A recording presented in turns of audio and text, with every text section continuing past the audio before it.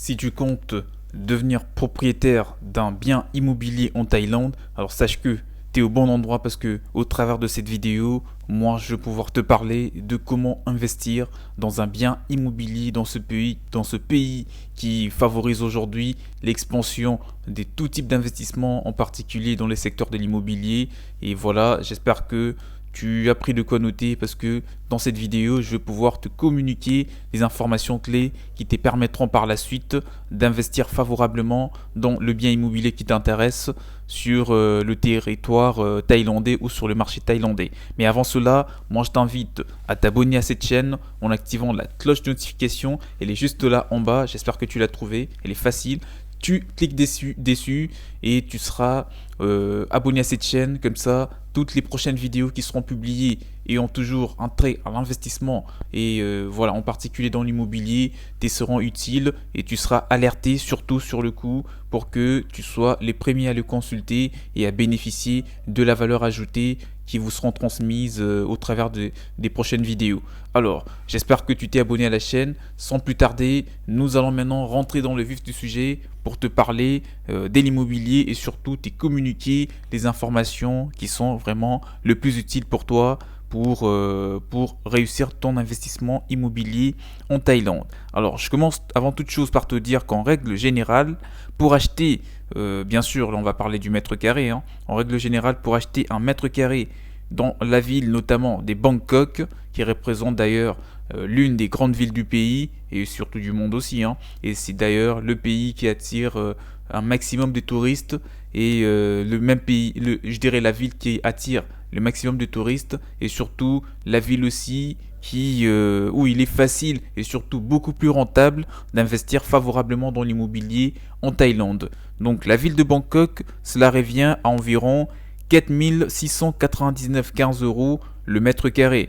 Et ce coût peut dégringoler jusqu'à 3379,82 € et s'élever jusqu'à 6805,23 € selon les endroits. Donc pour 6805 €, là je vois un peu plus les centres-villes, d'accord, où il y a une agglomération un peu, voilà, on parle vraiment d'une urbanisation assez moderne. Et pour des endroits, je dirais standards, des quartiers, voilà, un petit peu normal, d'accord, accessible, là vous trouverez le mètre carré tournant autour de 3379 € à peu près. Et pour 4699, ce sera aussi dans des quartiers pas terribles, hein, d'accord, des endroits qui sont bien. Mais il faut faire attention parce que si vous avez des moyens financiers assez limités, vous allez forcément vous orienter vers des quartiers, je dirais, standards. Et là, il faut faire attention parce que vous risquerez de courir beaucoup plus de risques de tomber sur des biens immobiliers de mauvaise qualité. Donc forcément, il faut il faut être très vigilant, vérifier, visiter votre bien immobilier si possible, vous déplacer avec des experts qui sont vraiment basés dans l'habitat, d'accord, avec en plus d'avoir déjà un agent immobilier. Comme ça, il va pouvoir évaluer la qualité de votre bien immobilier et surtout vous rassurer vraiment dans le bien immobilier auquel vous comptez mettre votre argent. Et pour ceux qui veulent investir dans les biens où le mètre carré coûte environ 6000 € ou plus, bah, ça sera un bien immobilier de bonne qualité forcément. Donc il y a toujours le risque dans l'immobilier, le risque dans l'investissement est toujours présent. Mais il faut faire attention parce que si vous investissez dans un bien qui coûte cher et que par la suite vous vous rendez compte qu'il y a des travaux à faire, forcément ça va vraiment vous dégoûter et ça pourrait même nuire vraiment à votre projet immobilier en entier. Donc j'espère que tu as noté ces informations. Les prix au mètre carré, en résumé, tournent autour de 4699 €. Non, je dirais autour de 4699 pour le standard, 3379 € pour un petit peu du bas de gamme ou disons accessible à tout le monde et pour 6805 € pour le haut de gamme. Alors, passons maintenant à la taxe d'habitation et la taxe foncière en Thaïlande. Pour tout vous dire déjà, la Thaïlande reste un pays qui intéresse énormément de Français, pas que des Français, hein.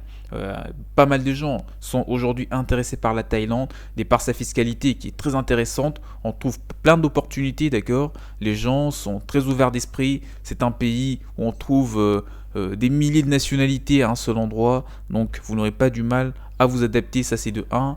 Et de 2, la culture thaïlandaise favorise vraiment une intégration rapide. Et voilà, vous allez vraiment rencontrer d'autres investisseurs pour réussir favorablement dans ce pays, contrairement à d'autres pays où on trouve vraiment de contraintes un petit peu partout. Donc voilà, il n'y a pas de taxes d'habitation ni des taxes foncières si c'est bien et votre résidence principale. Dès lors que vous investissez dans l'immobilier en Thaïlande, pour avoir une résidence principale, il n'y a automatiquement pas de taxes à payer. Vous bénéficiez d'une exonération fiscale sur le coût. Donc la taxe d'habitation ni la taxe foncière, ces deux n'intéressent pas du tout les personnes résidant ayant, je dirais, des résidences principales dans ce pays. Il est également important de savoir que les charges de copropriété sont très faibles, je dirais, toujours comparativement à ce qui se pratique en Europe de l'Ouest, par exemple. Donc pour tout ce qui est les charges de copropriété en Thaïlande, c'est relativement faible, d'accord, toujours comparativement à ce qu'on trouve ou à ce qui se pratique en Europe de l'Ouest, par exemple. On trouve vraiment je dirais, fiscalement, le pays est très avantageux, donc cela encourage et surtout attire des milliers d'investisseurs chaque année en Thaïlande. Aujourd'hui, la Thaïlande fait partie des pays dans le monde où il est vraiment 10 à 15 fois plus facile de réussir et surtout très rapidement dans les secteurs immobiliers que dans certains pays en Europe.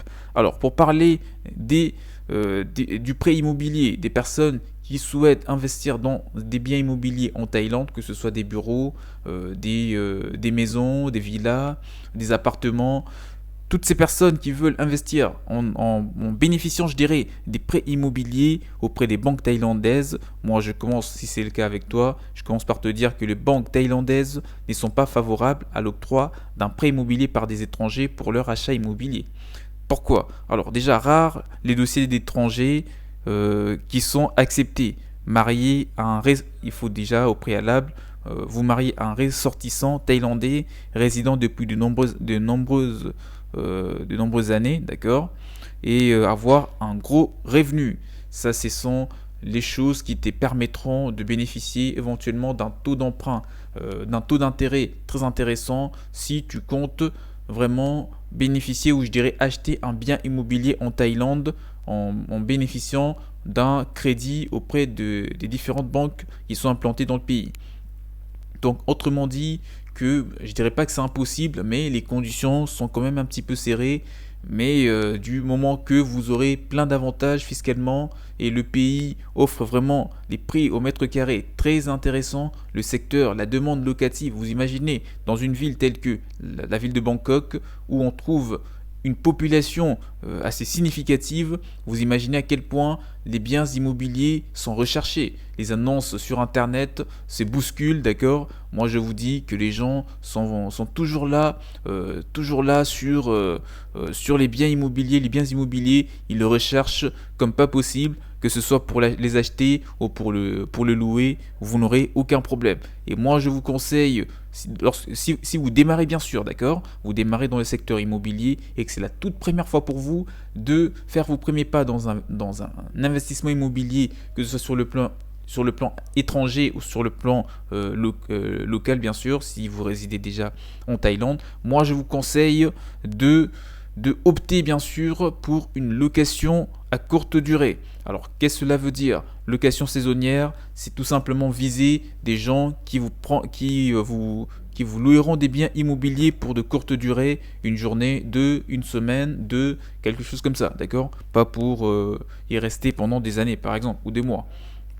L'avantage, c'est que vous aurez forcément une rentabilité très élevée dans la mesure où vous pouvez mettre votre bien immobilier à une location qui sera déjà très élevée que le loyer perçu. D'accord? Si vous divisez le 30 jours d'un mois, d'accord, fois fois une journée que des gens passeront dans votre maison en location courte durée, vous allez forcément avoir 3 fois plus de rentabilité que de le louer à une seule personne. Et si vous le divisez correctement, vous pouvez le mettre en colocation aux étudiants ou voilà, ou en location journalière toujours, pour optimiser davantage votre rentabilité au travers de votre bien immobilier. Il est communément admis qu'un étranger ne peut pas être propriétaire d'un terrain en Thaïlande, mais qu'il peut être propriétaire de la maison ou de la structure qui est construite.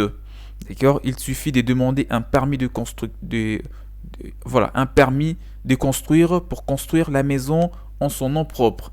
Vous pouvez investir dans l'immobilier en Thaïlande, ça c'est vrai, et je pense que tu le savais déjà, en tant qu'étranger, tu peux le faire, mais en amont, il faut, si tu veux construire une maison, il va falloir que tu demandes un permis. Si tu veux l'acheter, là, il n'y a aucun souci.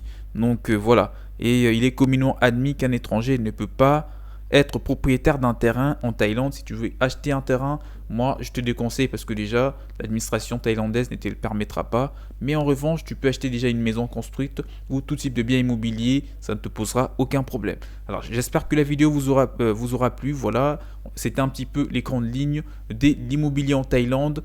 Je pense que tout est bon, tout est dit. S'il y a un point qui n'a pas été abordé, n'hésitez pas de me l'écrire dans le commentaire. Je me ferai le plaisir de vous répondre. On se retrouve très prochainement pour d'autres vidéos sur l'immobilier. Je vous souhaite de faire des bons investissements. Vraiment, soyez